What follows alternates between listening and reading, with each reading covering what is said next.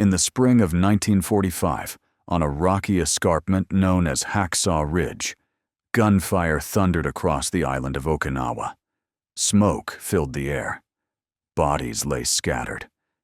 And in the chaos, a single unarmed man ran through the battlefield, dragging wounded soldiers to safety. He carried no weapon, only a Bible and a promise. His name was Desmond Doss, a U.S. Army medic who would go on to save 75 men in one of the bloodiest battles of World War II, without firing a single shot. Desmond Thomas Doss was born in 1919 in Lynchburg, Virginia, to a working-class family. His father, a carpenter and World War I veteran, carried the trauma of battle and sometimes took it out on those he loved. His mother, Bertha, was deeply religious, a devout member of the Seventh-day Adventist Church. From a young age, Desmond was taught two unshakable beliefs: to love others and to never kill. One day, when he was a boy, Desmond got into a fight with his brother and nearly struck him with a brick. After seeing his brother's face, terrified, he froze. He looked up at a framed picture in their house, the 10 Commandments.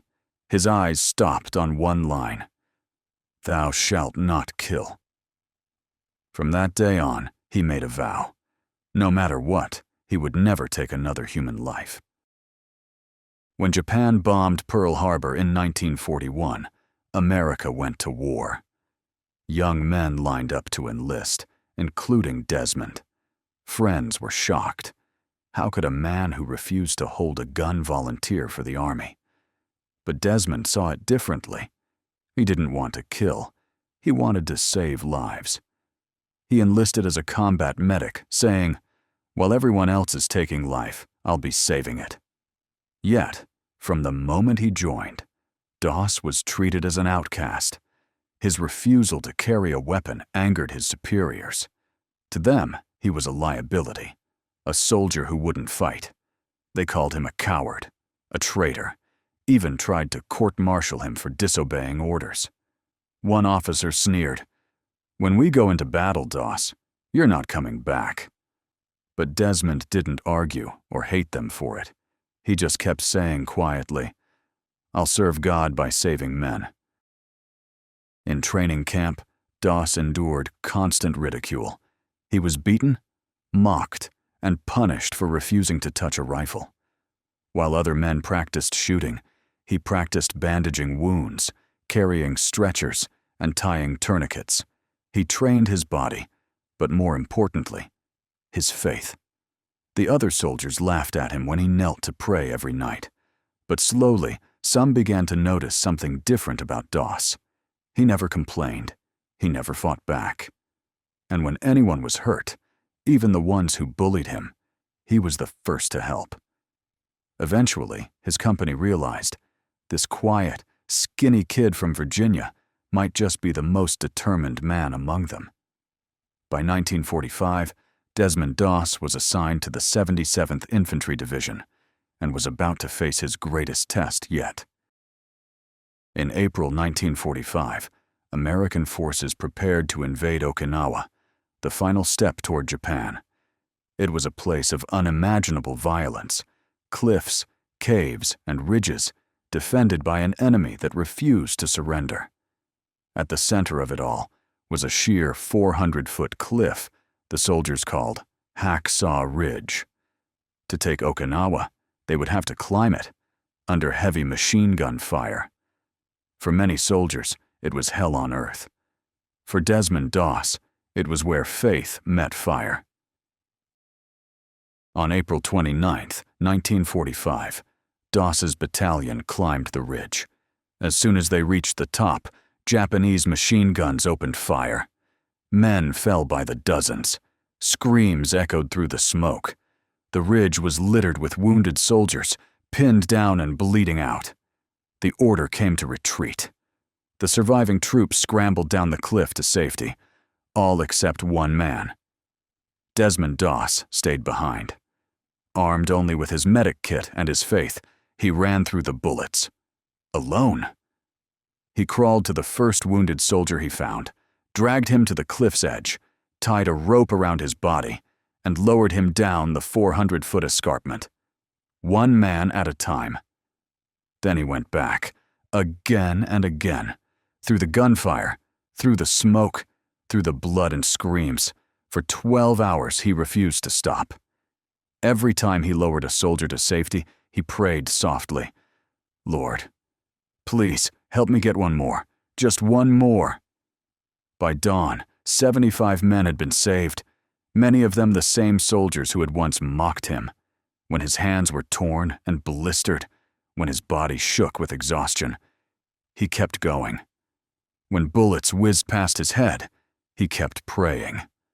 One survivor later said, "He was like an angel on that ridge. I thought I was seeing God's hand."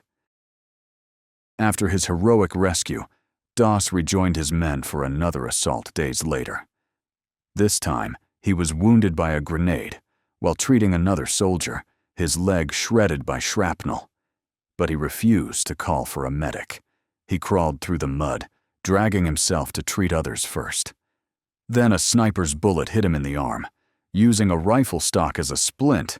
Ironically, the only time he ever touched a gun, he made his way back to safety. Even wounded and bleeding, Desmond Doss never stopped being a medic. His commander would later say, "He showed more courage than any man I've ever known." After the battle, Desmond was evacuated to a hospital ship. The war soon ended. But for Doss, the scars remained, both seen and unseen. He had saved 75 men.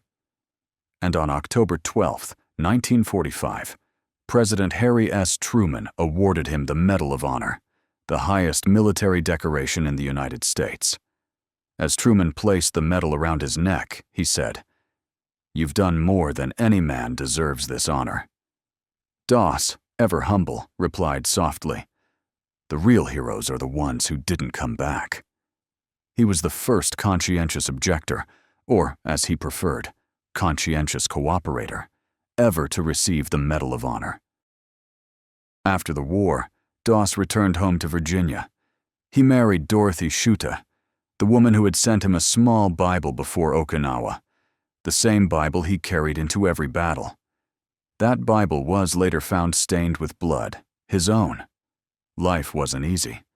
Doss suffered from tuberculosis contracted during the war. He lost a lung, several ribs, and nearly his hearing. But he never once regretted his choice.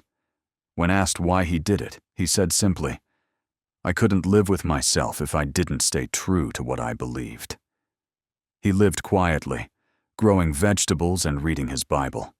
He never sought fame, never glorified himself. Only the God he believed had protected him on that ridge. Years later, veterans who fought beside Doss reunited to tell his story. Many admitted they once thought he was crazy, a man without a gun in the middle of war. But after Hacksaw Ridge, they called him their guardian angel. One soldier said, "When the bullets started flying, Doss was the bravest of us all." For decades, his story was little known outside military circles, until 2016, when filmmaker Mel Gibson brought it to the world in the Oscar-winning film Hacksaw Ridge. But the movie only scratches the surface of who Desmond Doss truly was. He wasn't driven by pride or politics. He was driven by faith, and by an unshakable belief in the value of every human life. Desmond Doss passed away in 2006 at the age of 87. He never fired a bullet, but he fought one of the greatest battles of conscience the modern world has ever seen. He proved that courage doesn't always come from violence. Sometimes it comes from compassion. He stood unarmed in a storm of death and destruction, and became a symbol of hope, humility, and moral conviction. Today, his Medal of Honor hangs in the National Museum of the U.S. Army. But his real legacy lives in every life he saved, and in every person inspired by his story. Desmond Doss once said, "When you have faith, there is no limit to what you can do." He didn't just save 75 men. He saved the world's belief that one person's faith can still make a difference.